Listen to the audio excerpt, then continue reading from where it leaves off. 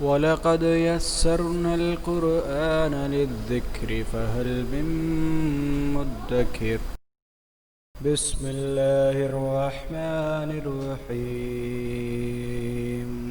إذا زلزلت الأرض زلزالها وأخرجت الأرض أثقالها وقال الإنسان ما لها يومئذ تحدث أخبارها بأن ربك أوحى لها يومئذ يصدر الناس أشتاتا ليروا أعمالهم فمن يعمل مثقال ذرة خيرا يره ومن يعمل مثقال ذرة شرا يره.